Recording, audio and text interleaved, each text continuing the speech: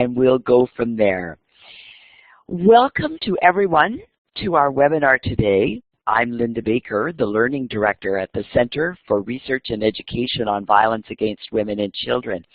And we're delighted today to bring you from the Knowledge Hub and the Learning Network our webinar on reaching youth through sports, trauma-informed physical activity.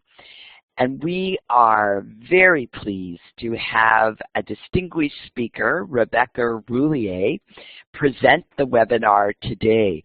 Rebekah is a former college athlete, and she's responsible for day-to-day operations and supervision of staff and programs at Doc Wayne, and I'm sure you're going to hear more about Doc Wayne through her presentation.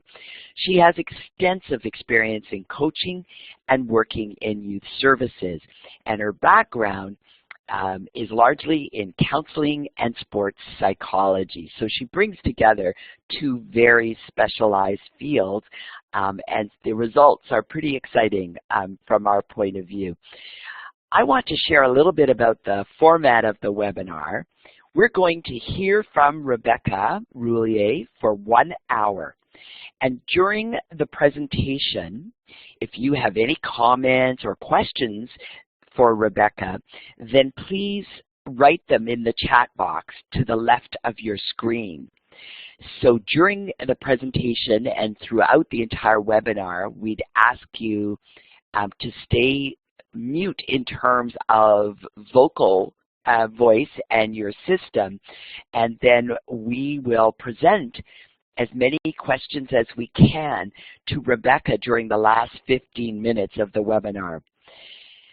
The slides and webinar recording will be posted on our website within the next few days. So we encourage you to follow along with the slides and listen to Rebekah and not worry about trying to write everything down, because you will be able to see the slides. And we'll send you a link in an email that will allow you to access the recording and the slides. Also, at the end of the webinar, in the chat box, you'll see a link to the evaluation, and we'll also send you a link to the evaluation right after the webinar. We really value the responses that people provide to us through the evaluation, and it helps us design and always keep improving the webinars that we bring you. So with that, I'm very pleased to turn it over to Rebekah, who's going to present our webinar today.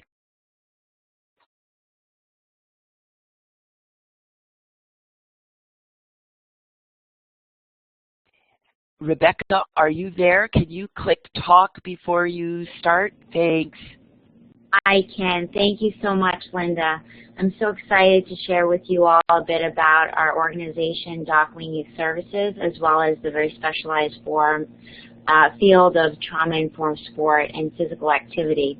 And as Linda shared, I really welcome and I'm looking forward to your questions. So please do write those in the chat box, and I look forward to answering those at the end of the webinar. So in our hour today, we're going to touch upon trauma, which I imagine many of you here on the webinar are very well versed in, but just to give us a start. And then we're going to journey through a few different theories and concepts around positive youth development and trauma-informed sport. And then I'm going to share a bit more about Doc Wayne's model, which is called Do the Good. Just to start with trauma, it's such a difficult term to define. I do really enjoy the quote that you see there on your screen, that traumatic events are extraordinary, not because they occur rarely, but because they overwhelm the ordinary human adaptations to life. There is a stat out there that says 60.8% of youth have experienced some form of traumatic life event, which is really sad and staggering if you're not familiar with that statistic. So trauma in itself is a very confusing term, and there are many different types of trauma. There are interpersonal traumas, there are cyclical traumas, there's developmental trauma. But a few points to make about just the word in itself is that everybody has different coping techniques, everybody has different protective factors. So however you define trauma and however you yourself are experiencing it, or the youth and the families that you're working with are experiencing it, it's far, far more important that you are helping the individual or the family work through their narrative than how specifically you're defining it. So I'll just leave it at that. So when it comes down to youth and their families, trauma impacts everyone differently, but youth and children, they start developing at birth or prior to birth, in utero. And so the way that your brain is formed is impacted by traumatic events. And so what happens to a child's brain when they are under traumatic stress or constant stressors, or the more cyclical traumas that our society brings upon us, like constant poverty or hunger, or the more societal traumas like that, is that your brain goes into fight or flight mode, essentially trying to keep you alive, trying to keep you in a place of survival and trying to keep you safe. And so what happens to a child's brain when they do that is they exhibit different behaviors than a child who is in a safe and comforting environment. So in the sport context, as well as the school context, or if you just interact with a child in their community, you might see those behaviors and be really alarmed by them and be like, wow, those are coming across as really frightening behaviors, or something that I'm just not prepared for. I'm not sure how to handle that child. And I think us as providers or people who are working with these children really need to look at is that that child is doing the very, very best that they can to survive life. And so looking at those behaviors as ways that they're communicating to us how to help them. So you can see on your slide that they're prioritizing ways to survive. So if you think about Maslow's hierarchy of needs, they're trying to find water, they're trying to find shelter and things like that. They're not thinking about learning and playing sport and being at their peak physical capacity or anything like that. So these are all things that we need to keep in mind when working with children who experience traumatic stress. So I wanted to show a video, and this video, just to prep the video a bit before we get to the link, is really showing you why sport is an incredible, powerful tool in working with youth who have been through traumatic experience. First of all, about winning. It teaches you about losing. You know your team is counting on you. You're held accountable.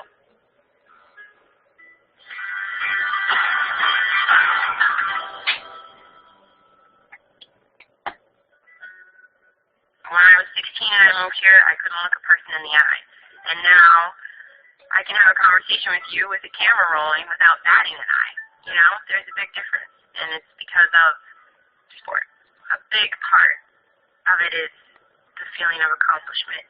And from that feeling of accomplishment, again, it gives you hope. It gives you drive. It gives you so many different things that you may have thought were impossible. Just the feeling of accomplishment, of being able to do that and walk away and say, you know what, I did that. I did that. It's huge. As corny as it sounds, it brings you peace. You know, I felt better.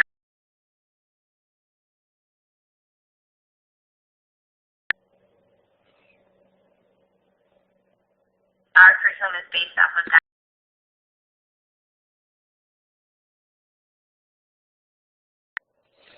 Thank you for watching. One thing I didn't get to know right before the video started is there is another video in the presentation, and it might be a bit delayed or the timing is a bit off just due to the webinar. But a little bit more about that video is you saw that Kayla Harrison was highlighted in the video. She's the United States' first gold medalist in the sport of judo. She followed that gold medal by another Olympic championship in judo at the Rio Games. And she has a really powerful story because she was serially sexually abused by her coach as a teenager. And then obviously overcame that to become a two-time Olympic champion. She's a member of our board of directors and has just transitioned out of the sport of judo, but is becoming an even more powerful speaker for youth who have been abused and neglected in this world, and is a very powerful voice for youth who have been traumatized. I did also want to just point out, as we're talking about sport and physical activity and the power that those two hold in terms of treatment and reaching youth, the limits of talk therapy. I myself am a licensed mental health counselor and a therapist, but there's been some research coming out of the Trauma Center here in the United States about the limits of talk therapy. And I do want to say that, you know, for some individuals, talk therapy is very effective, and one should do what works for oneself in terms of overcoming the struggles that you've had in life. But it has been shown that when you have gone through traumatic events, that in a sense your body is keeping the score, and that your body is holding on to those sensations and emotions. And so when you're talking through that with your therapist, that there are parts of the brain that are remembering what happened to you. And so it's very difficult to not re-experience those in the moment when you're having those one-on-one conversations. However, when you are doing body-based therapy, which includes sport and other types of physical interactions such as yoga or, say, horseback riding or other things like that, that it's a bit easier to increase your self-awareness and connect the physical sensations with the past emotions and change your current state. And just to give credit to Dr. Bessel van der Kolk, that is his research that is coming out of the Trauma Center in Brookline, Massachusetts. So before we get into the specifics of Doc Wayne's model, which is called Do the Good, I wanted to talk about a few different theories that exist out there. One of them is called positive youth development. And as you see on your screen, there's the 5 C's of positive youth development, and those really focus on asset building rather than decreasing unwanted behaviors. So if you're looking at a youth or an adolescent who is showing you signs and symptoms of risky behaviors, or is really challenging to work with, or any challenging youth, which I'm sure a lot of us on this webinar have worked with, the focus is shifting away from decreasing those unwanted behaviors to really asset building. And so you see competence, character, connections, and compassion and caring. And so ultimately, in the ideal scenario, the sport-based environment would be teaching these 5 C's and getting one to that 6th C, which is contribution. And what contribution means is contribution of oneself, so individually succeeding, but also contributing to the overall society, so becoming a contributing member of society. And if you're really interested in this theory, you can look up Lerner, which there is a lot of research that he's done, and is quite easy to find on the internet.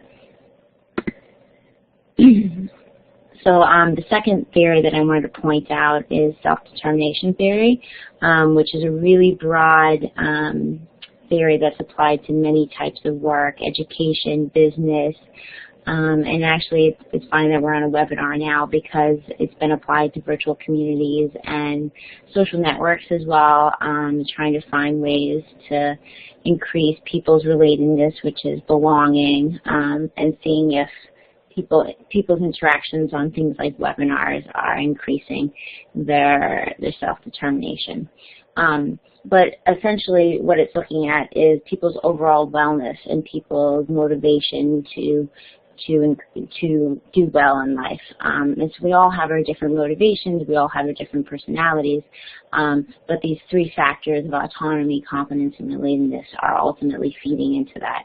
And so it feeds really nicely into the positive youth development framework, where you see competence really pairing nicely with autonomy, and the connections pairing nicely with relatedness. So we don't have to go fully into this area, and this is another one that you can find a great deal of information on. But autonomy is that feeling that you can do, that you have the confidence and you have the ability to do things on your own, and you have you're not tied to someone else, such as your coach, but you can do things on your own. Competence is skill building and the ability to learn something and then apply it to life. And relatedness, again, as I said, is that belonging. And as you can see how that applies to a team sport.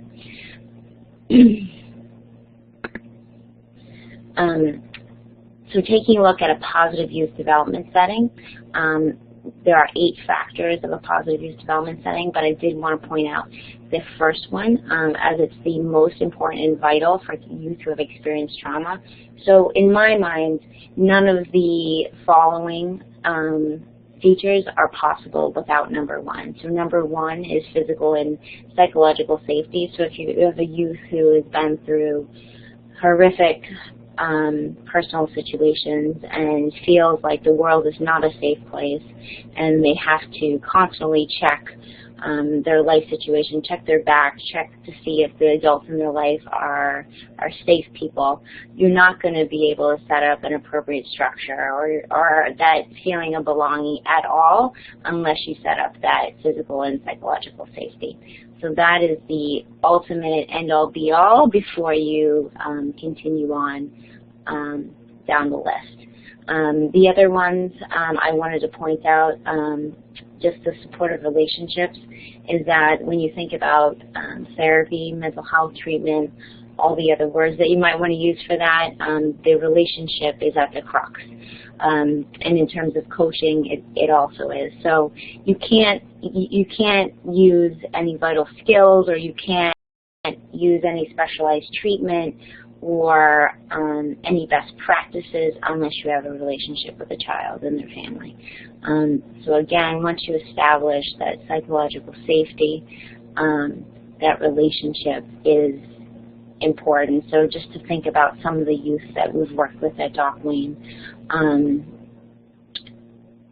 all of the curriculum that we have, the model that we have, the specialized skills that we have, it's best delivered by the person who has the best relationship with the child and the ability to talk the child through the life situation. The opportunity to belong. The children who have been through traumatic situations, it's often interrelational trauma. So it's things that have happened in their home. So they've been through situations where one person after another has abandoned them, or has been incarcerated, or has been lost to, drug addiction, or they've gone into different placements in different treatment centers, and because of that, one person after another has left their side.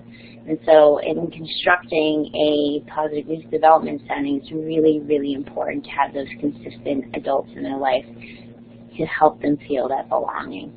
And number 8 is also really important, to have that integration, because the sport skills that they learn to be able to overcome the obstacles that they have in life are not just important in the sport setting, but they're even more important in their family, in their school, in their community. So our efforts to connect and integrate ourselves are probably more important than they are in the sports setting. So feel free to ask any questions in the chat box about the others, but for the sake of time, I'll continue on. And as a summary of the last group of slides, and also to highlight a lot of the research and a lot of the surveys that have been conducted with youth about why they want to participate. Youth love sport. They love learning skills. They love feeling competent. They love feeling that they can learn something, get better, and to tackle it. They love having fun, and they love having friends. And for youth who have had many different transitions in life, they've had many different traumas and terrible experiences, they may not have ever had friends. So sport may be their first chance at this. And then connecting it to the theory of that we talked about, the self-determination theory, is that links perfectly to that feeling of autonomy, that I can do it feeling, the confidence that I have skills and I have friends and I'm part of something. I'm part of something bigger than myself. And the best part about this is that you can take that sport experience and those 3 skills, and you can help that child feel like this is not just on this field or on this court, but this goes beyond this. And so then they can sort of start launching themselves into bigger and better things. Not that sport isn't great, but we really want them to expand upon that experience and then help them overcome all the various traumas that they've had in their life. The one sort of caveat that I wanted to throw in there, and it is really pretty crucial, is that we've talked about a lot of different possibilities, and you know, most of us are probably very excited about sport. I myself have dedicated my entire professional life to sport and the possibilities. But sport really only has potential until you put the right pieces in place. So the other really major factor around social determination theory is that people only thrive when they're placed in the right environment. So people have their own coping skills, they have their own protective factors, they have their own personality, they have their own motivation, but they need to be put in that special spot. They need to be put in that environment that's going to make them thrive. And our kids, especially the ones who have been through trauma, are even more sensitive to that environmental factor. In sport is a place that can go one way or another. It can be that amazing place where you thrive and do amazingly well, but it can be a place that really tears people down, and a lot of coaches are not well trained, and coaches can actually re-traumatize youth. So although the focus of this webinar is really to talk about the way you reach youth through sport and the way that sport can be used for social good and the power of sport, it's not an automatic. Is that sport only has potential. So you can see some of the potential good that sport can do: decreasing risky behaviors, increasing academic performance, health, self-esteem, all these mental health possibilities. But placing your child in a sport environment does not automatically equal these factors. So we need to be very careful about constructing the right sport environment that is going to help these youth succeed. So we talked about the positive youth development framework. In my mind, trauma-informed sport is going above and beyond that positive youth development framework. So if you think about the general population of youth, they can all benefit from positive youth development. But that extra factor is what the trauma-informed sport factor is, what kids need who have been through some difficult life situations. And so there's a list of key concepts that's on your screen, and we can talk about a few of them that are really important to going sort of to that next level to be able to work with kids who have experienced trauma. first one is really important, is consistency, and we talked about a little bit in terms of belonging. But youth who have experienced trauma, they come from life situations and environments that are incredibly chaotic. They oftentimes open up the refrigerator at home and they don't know what to expect. So there could be food in there, there might not be food in there. They come home from school and they don't know if their parent's going to be there. They don't know if they're going to witness a drug overdose. They just live in uncertainty. And so what's really helpful to them is when they know what's going to happen.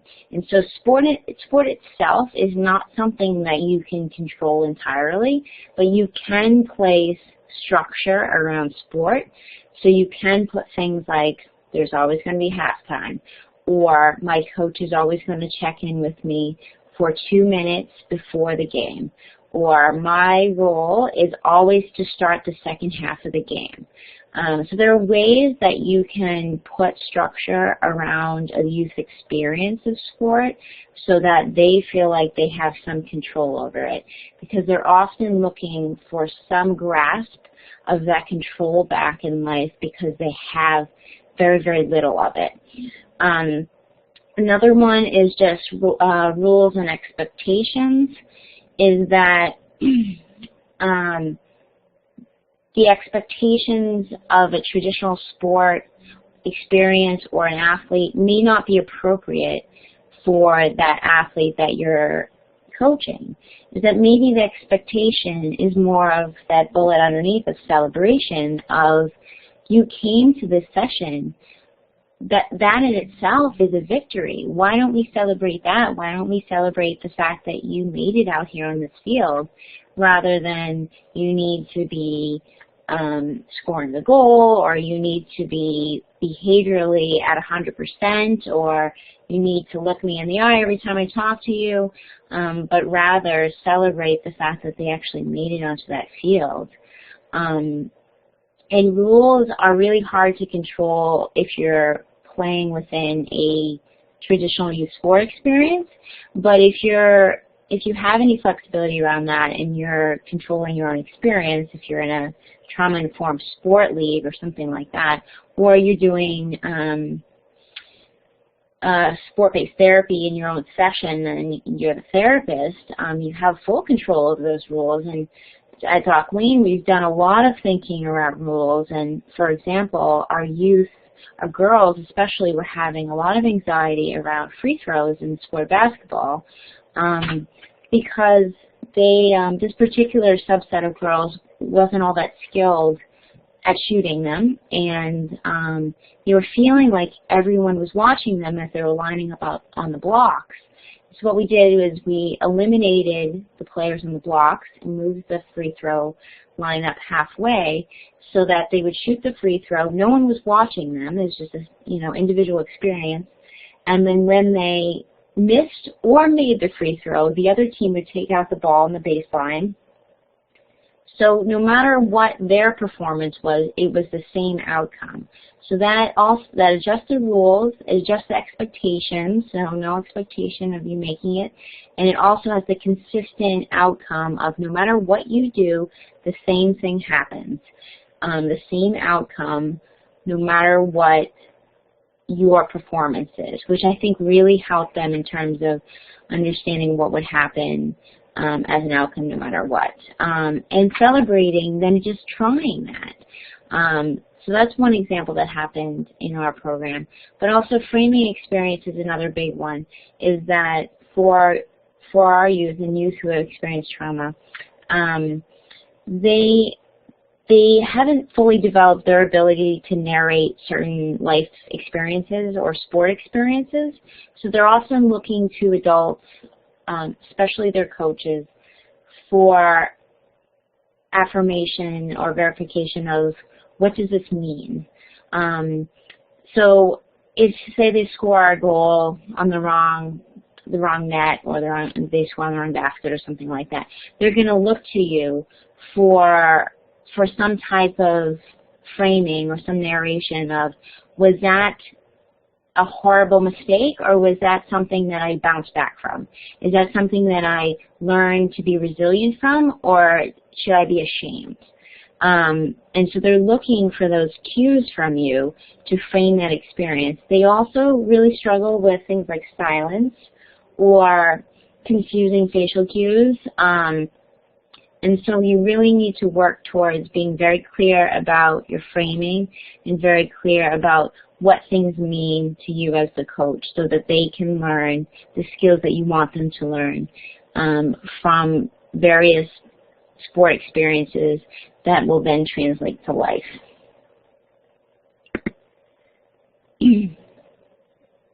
One more thing that I wanted to add here is just, I hope you can see the picture there of the glasses, is I think with all these concepts, to me, this is a perspective shift. So if you're taking all of these collective concepts, you're almost putting on trauma glasses. So you as the coach or the therapist or the administrator or whatever your role in the sport context is, you're putting these glasses on and you're looking out at the world with a new perspective, of a perspective that all the information that you're getting from all of these youth is communicating what they need, what they need help with. It's not an individual attack if they're being behavioral, but it's helpful information. And leading from this perspective shift of these trauma glasses, you then take these strategies, these coaching strategies, and you form a new approach. So these are more best practices that you're combining with your new perspective shift. So a few of these best practices, these coaching strategies that really help are routines and rituals. So that's going back to giving these kids a feeling of safety and making them feel like they understand what's happening, no matter what happens to them in terms of their competency in sport and their ability to play the sport, their amazing skills, their lack of skills, whatever ability they have to play defense, to play offense, whatever that is, at least they can master the social context. So at least they can, sit on the bench, they can cheer for their team, they can understand the rules of the game. You want to build up those competencies so that they can feel like they understand how to be successful in the environment. There are so many opportunities for routines and rituals within the sporting context, but just a few, examples are the handshake. So after many, many games in various different sports, there's some version of the handshake where teams exchange, a good luck or a great game. There's also usually some travel to games. So there's ways to incorporate music or incorporate some type of cheer before a game, but doing them almost in a religious way. If you do it the same place, the same location, the same people in the same spots, for kids who live in a chaotic environment, it really, really helps. Praise and connections, telling them specifically what they did right, helps connect them to the experience and helps them really understand what you want them to repeat and what behaviors are good behaviors. So in terms of reaching kids who struggle behaviorally or have difficulties succeeding in life and understanding what's expected of them, those are ways to do that. So if you not telling them you did a good job or you were great out there, that's too vague. You want to tell them your path to Johnny out there really helped this play continue, or you were a great teammate when you did this, when you carried the bag of balls, or when you helped little Billy up from the ground. You want to tell them exactly what behavior you saw out there so they know that you were watching and what you want them to repeat.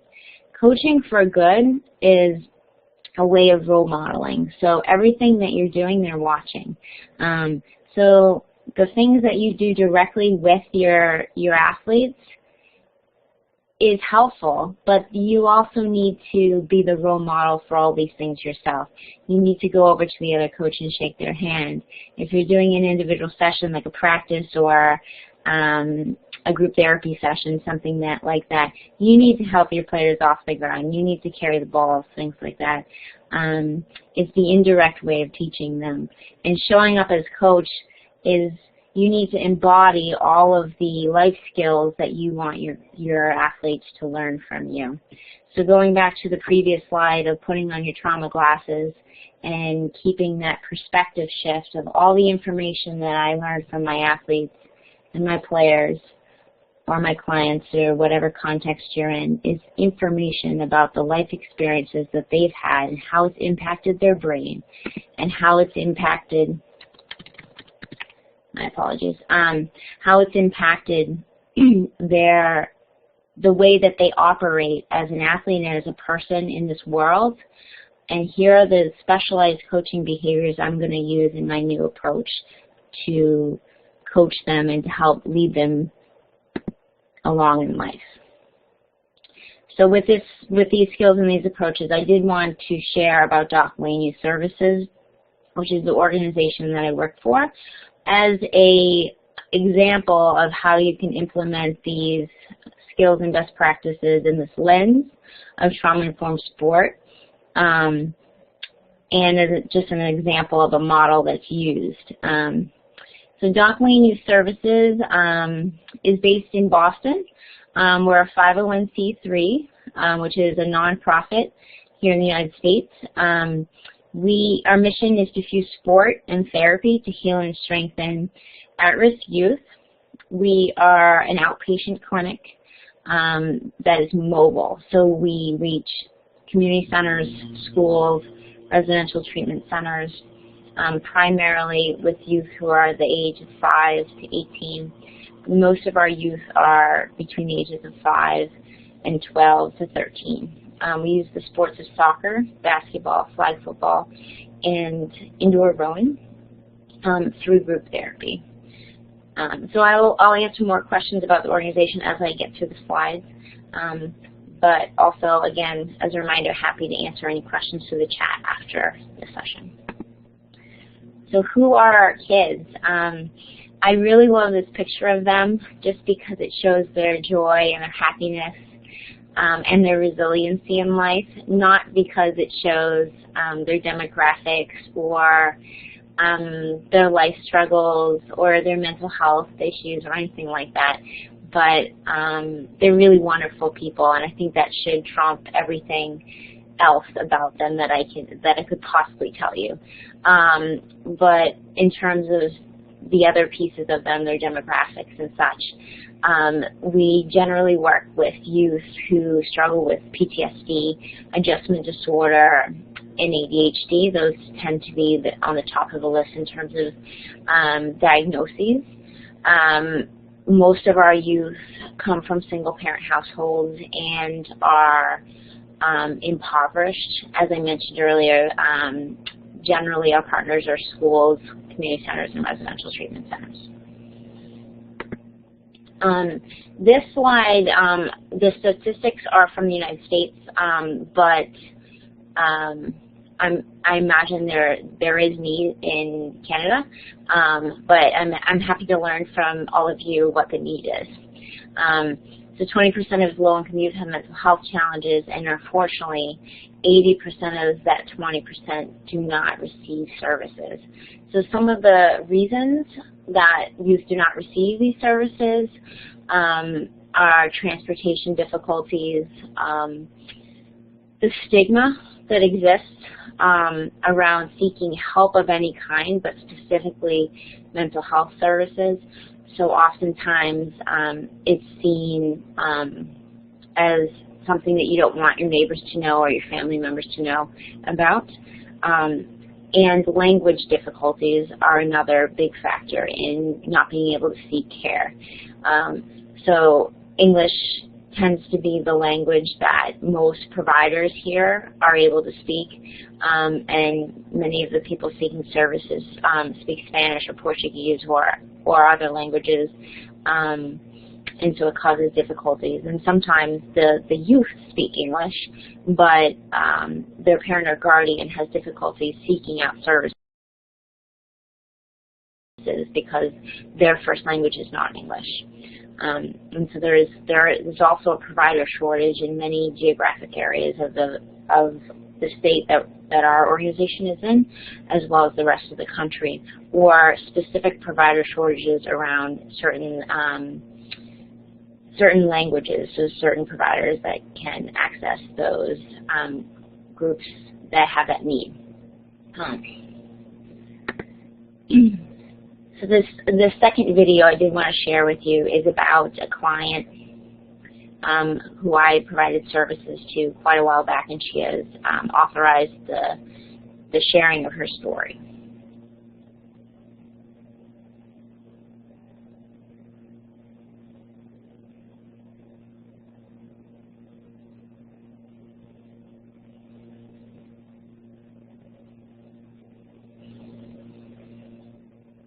They just told me I was adopted when I was about.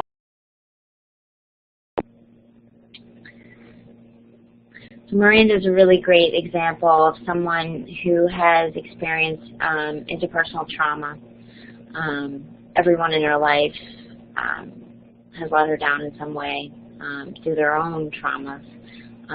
She also suffers from a good deal of mental health issues, but I think is a very good representation of feeling belonging. So she had been a client of ours, participating in the program a number of years back, and discharged and was doing really well, moving in the community, and wasn't in touch with us for a number of years, and then saw our logo on a community center that we had been working with, and sat there and waited for 3 hours for us to get there to talk with her and to reconnect, and was just so happy to see us and felt so joyful about knowing that someone really cared about her.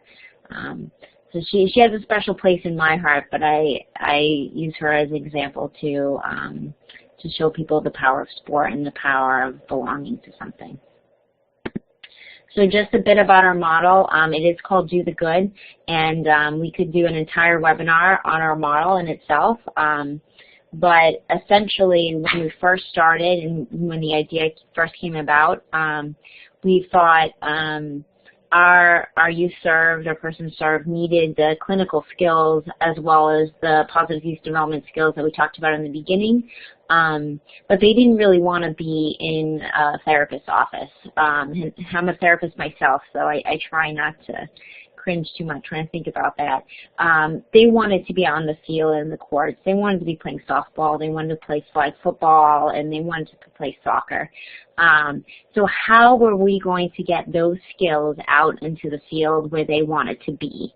So what we did was we took dialectical behavior therapy and the ARC framework. If you're not familiar with ARC, because it's a bit younger and it's very well known here in Boston, but I think a bit less so out in other parts of this country and in the world itself.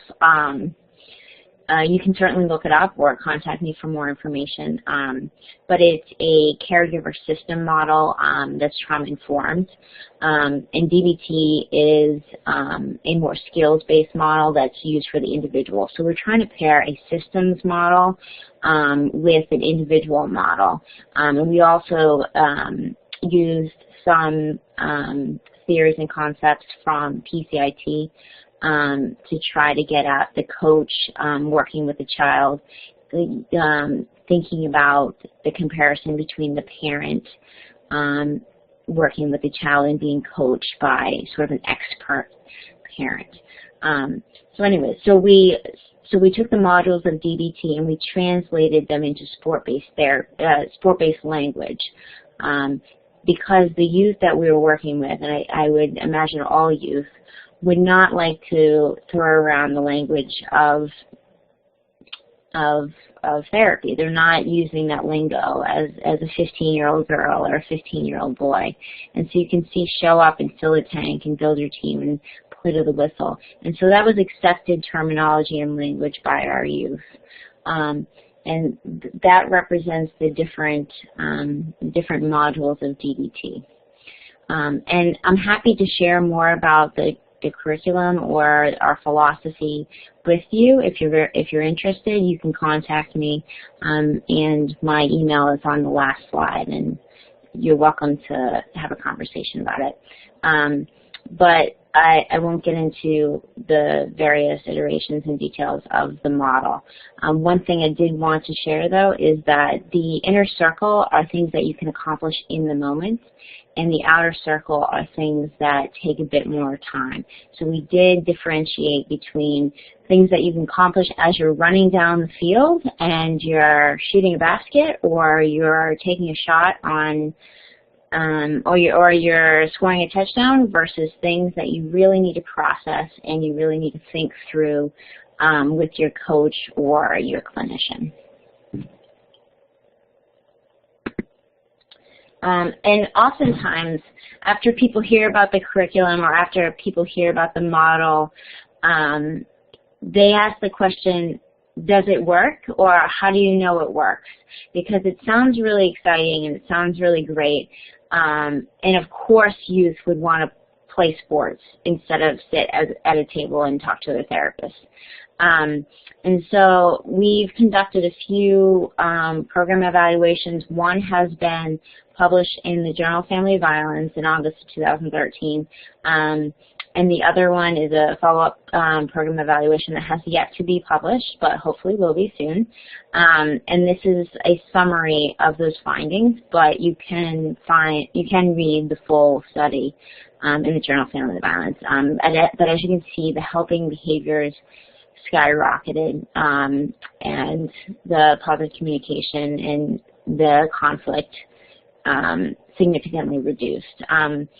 Another finding that isn't on your screen, but you would see in the 2012 follow-up that has yet to be published, is that the impact is equivalent to traditional psychotherapy, as well as the resting heart rate of our kids was reduced. So we did find that the resting heart rate of the youth that were involved in our program was very high, and so although we weren't able to conclude exactly what it was, our assumption was that that was due to a mixture of things such as lack of physical exercise, anxiety, and medication use. We've also recently done some internal statistical analysis to show that youth really do enjoy coming to our program, which is, I think, really important when you compare it to the national, and again, this is the United States, but the national outpatient average for no-show rates. So it's very difficult to help a child if you never see them, if they never come to therapy. And so the outpatient average no-show rate is around 45%, and actually gets higher when you start talking about the inner cities or minorities coming to therapy. And so the youth who are in our program really do enjoy sport, and they enjoy coming, and they have that feeling of belonging and the feeling of team. And so as you can see there, the no-show rate has been reduced to 23%. So I'm happy to take questions. I will also put up my contact information, which is at the bottom of the screen here. And if the question format is not appropriate for your question, I'm happy to take emails and set up a phone call with you or discuss anything that might be helpful to the youth and families you serve or the organization that you work for. And I want to thank the Knowledge Hub for hosting me today and offering the opportunity to talk about the topic that I love and the organization that I serve. Thank you. Thank you, Rebekah. This is Linda again, and we really appreciated your presentation. And we do have a couple of questions, so I'm going to start us off. The first question is, Has this kind of trauma-informed sports program been tested with youth who have experienced different kinds of trauma, for example, the refugee experience? Dockwing Youth Services has not worked with the refugee population. We have been asked to work with some refugees here in Boston and are exploring that possibility, but our particular organization has not. I'm aware of some programming that's been used in, I think, Gaza, but I can't speak to it because I'm not an expert on that programming, but I can try to point you in the right direction and send you at the Knowledge Hub that link. Thank you, Rebekah. I just noticed that, and one of the questions that came into the chat box before we turn back to Rebekah was about the slides that Rebekah showed. And just to remind people, we started off by explaining, and some people joined a little later, that within a few days, the slides as well as the actual voice recording of the webinar will be posted on our website, and we'll be emailing everybody the link so that they will know how to access those, but it'll be a few days. So Rebekah, we have another question for you, and it's a two-part, so I'm going to start with just the first part. Can you speak about specific gender differences in terms of what the research says about young people's experience of trauma and the impacts? Sure. The one thing that comes to mind initially is girls versus boys symptoms of trauma, and sort of how they present is that boys tend to present more externally. And what we see in terms of presentation of those symptoms is things that the outside observer is much more aware of. So you would see anger, hostility, things like that in a adolescent boy in particular. For the girls, and especially the adolescent girls, much more inhibited symptomology. And so what happens with that is it's much more difficult for someone who's not a provider to notice and to see.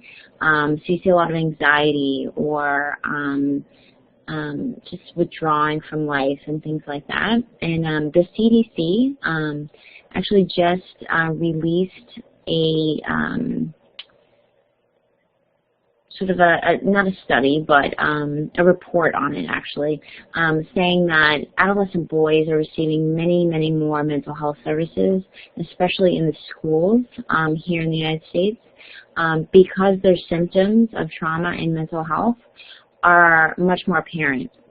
And the girls in this country are not receiving the services that they need. And for Dockwing as an agency, we're seeing many more boys, unfortunately, because the referrals that we receive from our school-based providers as well as our community centers are for our boys. And so we need to do a lot of work around knowledge of what happens with girls, especially adolescent girls, about what is trauma and how to reach those girls who have those inhibited symptoms. But it's a very good question, and I would encourage whoever asked that question to look up that CDC report.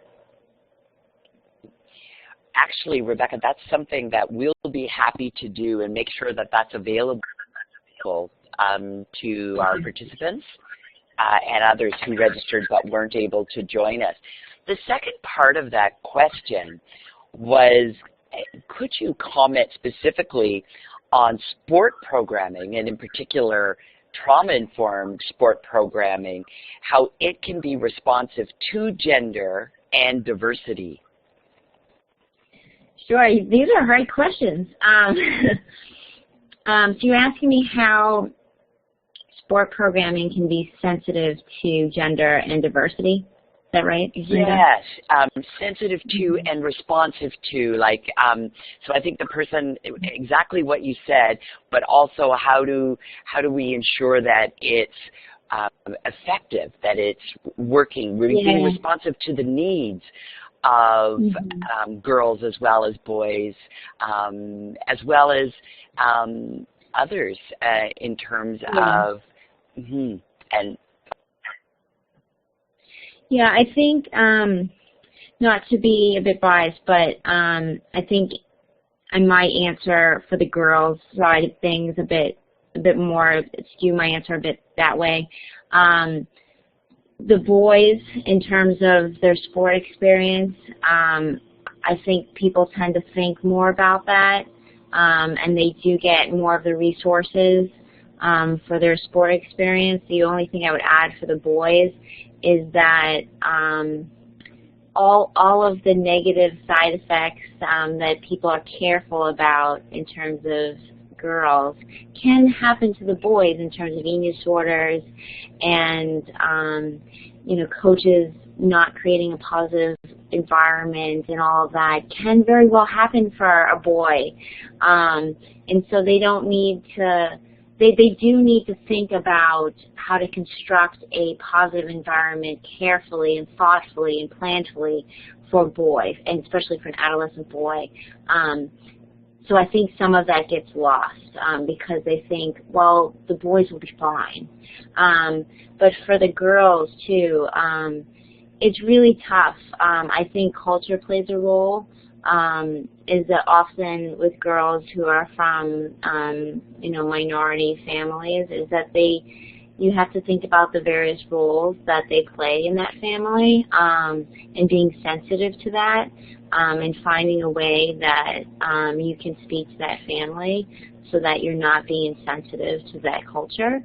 And I think female coaches play a big role too, is that there are many female sports teams that are coached by men, and that men can play a wonderful role in that. But there's something to be said for a female coaching a girls team and really being a role model for that.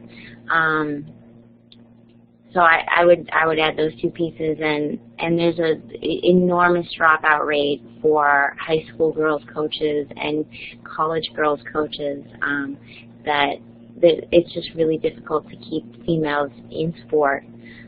So finding a way to keep those coaches involved will help those girls stay in a positive sport experience. And you mentioned diversity too, right? I think I touched on that a little bit with the cultural piece.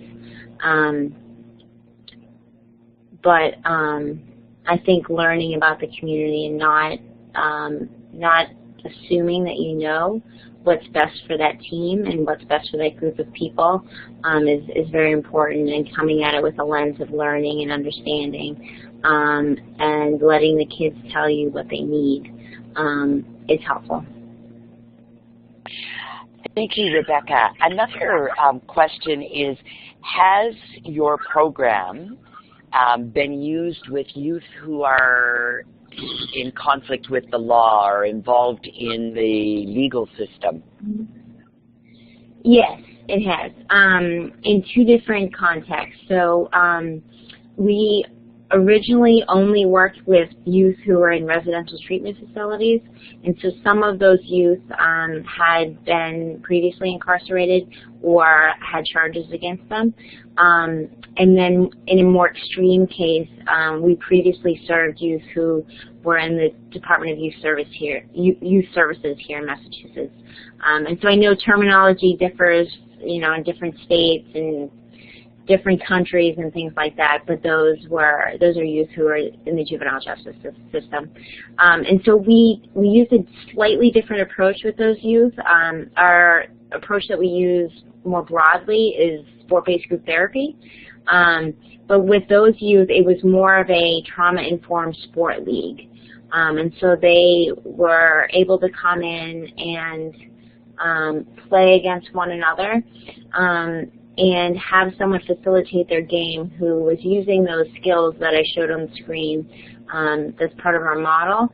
But that person served more as a therapeutic referee than a clinician or a therapist. The things that came up that were specific to that population were gang involvement, and of course violence, but also really special things that happened were when they had the opportunity to praise one another. It was really special because they don't often have that opportunity. And they had an award session at the end of their league play, and they praised the staff members at the facility. And those staff members are the ones that essentially keep them locked up. And they had never really received any type of praise or encouragement from the youth before. So yes, short answer is yes, but that's sort of a summary of that application of our program.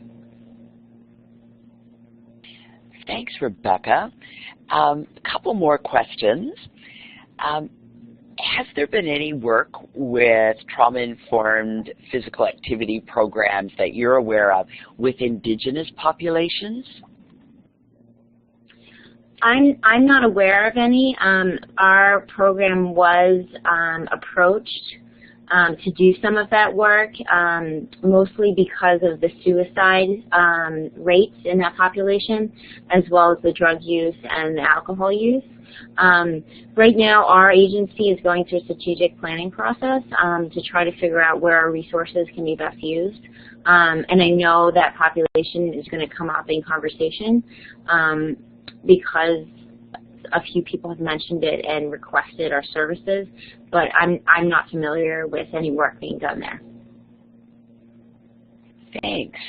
Rebekah, can you comment on how many of the youth in your sports program would also be receiving, for instance, individual counseling sessions with another therapist, or a group intervention, for example, social skills or emotional management, anger management, those kinds of other kinds of more familiar interventions to many people? Yeah, so we serve youth on a spectrum. So the youth that are in residential treatment are obviously receiving many, many services. So those are youth in inpatient care. So they see a psychiatrist, an individual therapist. They're receiving other group services, 4 or 5 times a week. So we're one of many, many services that they receive.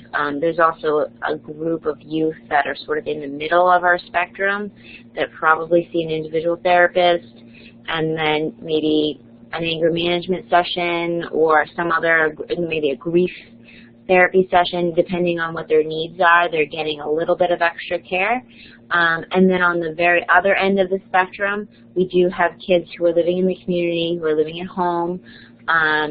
They may or may not have what we call an IEP, so an educational plan, and we're their only service, or we're in where they're in addition to individual therapy, which may be at Dock Lane or may not be at Dock Lane. So because we serve such a wide range of kids, it really varies in terms of what other services kids are provided with. I will say, though, that we are starting to work with more and more kids that are on the lower end of the spectrum because of the funding shift that's happening in the state of Massachusetts and in the United States away from the higher levels of care. That's very helpful, Rebekah. Another question is there training for counselors that would support incorporating trauma and movement in sessions? So in terms of, is there training from Dock Lane ourselves? As I mentioned, we're going through a planning phase that will last probably about 4 to 5 months. And we're trying to determine if we're going to be a provider of external training or not. We receive inquiries all the time from a variety of providers and are trying to determine if that's something that we would like to provide. If your question is about other training providers, I have not seen any specific training to sport-based therapy, but there are trainings about yoga and sort of other body-based trainings, but not sort of team sport training. Okay, that's also very helpful, Rebekah. Thank you.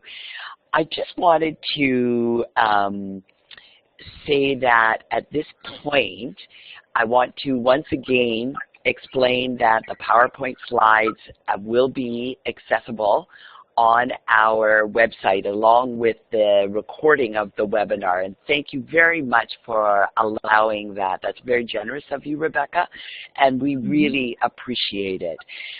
And we also want to again thank you, Rebekah.